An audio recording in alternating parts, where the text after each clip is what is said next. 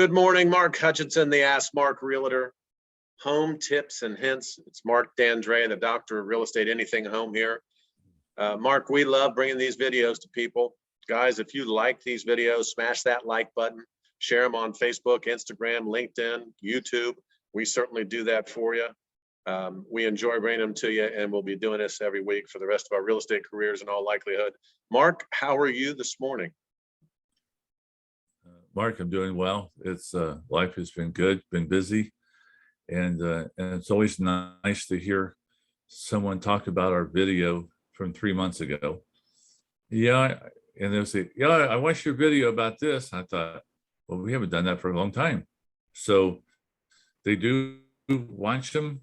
Maybe not that week, but they eventually will watch some of our videos. So it's growing and it's doing a good job, and we're getting there. I'm getting some good positive feedback, and I can see the results. So, and I have a closing Friday, so it's been a long time coming, but it's been, the seller couldn't close for a while, and the buyer was good at, because they were living at home and they could say, the nice thing is their client, my client, their realtor, and me, we could all work together to do what was in the best interest of both parties.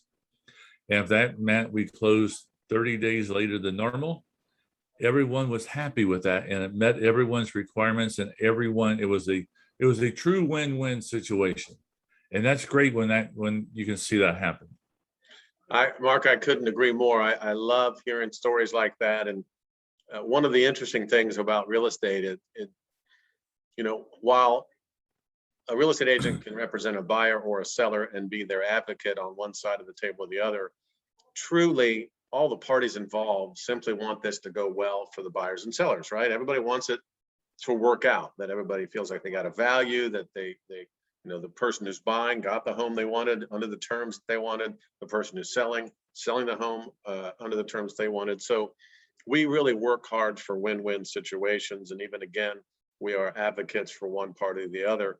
We just want it to work out for everybody in the end. Speaking of that, we were talking before we started recording, and you wanted to talk to our clients and family and friends about loans. And so just to kind of introduce this, I know the folks watching this understand, but there's a lot of people and parts involved in a real estate transaction.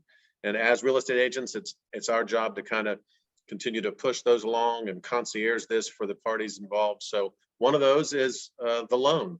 What do you have to share this morning, Mark, with our clients and family and friends about financing? Sure. Getting a loan is always the tough part, and we go through lots of hoops to make that happen. But in the market for the last 3 years, 5 years, the property values have increased substantially. So a lot of clients, a lot of buyers are paying through, whether it's VA or FHA or whatever, they're paying a PMI or a MIP, which is like an insurance that the lenders or the federal government has on the loan. And once you get to 78% of the current appraisal value of your home versus your mortgage balance, you're allowed to refinance or to streamline and to remove the PMI or the MIP, and to reduce your monthly costs, sometimes $75, $100. It just depends on the balance that of your mortgage, but you can reduce your monthly balance to like $80. That's $1,000 a year. So what you need to do is, first thing you do is talk to your realtor or a realtor that you want to work with. Let them run comps for you, have a discussion with you, show you exactly where you are based on the comps. Then you can take that information to your lender or to a lender that we suggest to you. And then you ask that lender, please show me, do I refinance VA or FHA, or do I go conventional? What are my options?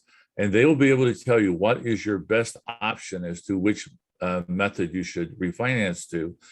And then sometimes if you've got a 30-year, you don't want to refinance for a new 30-year package. You want to go to 25 or 20 or 15. You want to, try to not extend it back to the 30-year mark. So, but your lender can help you run those numbers and see exactly what it means for you. But talk with your realtor, talk with whoever else is on the loan with you, have them run the numbers, go to your lender, have an open conversation, take your realtor with them and have a discussion and see what's best. Mark, that is a great point, especially in this market. You did steal some of my thunder there. I was going to talk to folks about if you've got a 30-year term and you're going to refinance, you've been in the house 4 or 5 years, pretty important that when you talk to your lender, have them figure out what a 20-year term would look like or a 25-year term or whatever they offer.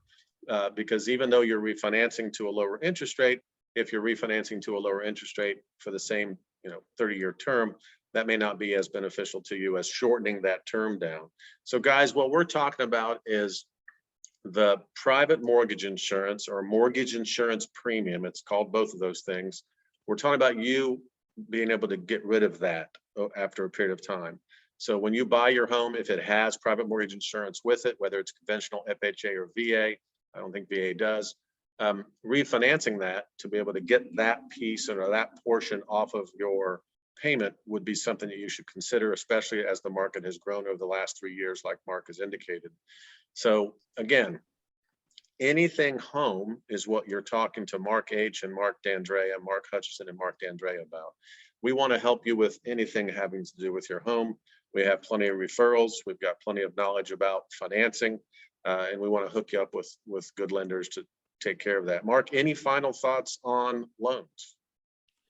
I have one. I listed a house, said and indicated that close October 30. Well, after I listed it and we had an offer, I thought that was the dumbest thing I ever did, because that means that the person is going to have a mortgage payment on November 1st. So I called the buyer's agent and said, when you submit your offer, have a closing date for the 1st of September, 1st of October, so we can go, the first payment won't be until December. Because if it goes the current month plus 1 month before your mortgage payment. So what I put in my MLS was wrong, but so I called the realtor and said, please change it till the 1st. And she goes, oh yeah, that's a good point. So we have to look out for the other guy too. What's in the best interest of everyone?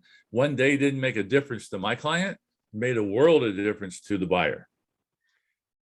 I love that story. Again, guys, Mark H., the Ask Mark Realtor, and Mark D'Andrea, the Doctor of Real Estate, are attempting to help you with anything home. And our purview is very broad. We understand all the moving parts in a transaction. That story that Mark just told is a great example of it. Guys, if you like these videos and you love the information you're getting, or if they're entertaining to you, smash that like button, share them on Facebook, social media of all kinds, LinkedIn, Instagram. Mark, I really appreciate you having me on the call. This information was very valuable to our clients and family and friends. Thank you very much. I'll see you next week. That's Mark H., the Ask Mark Realtor. This is Mark D'Andrea, the Doctor of Real Estate. Mark, I hope you have a great day. Thanks for having me on the call. Thanks, Mark. Appreciate you.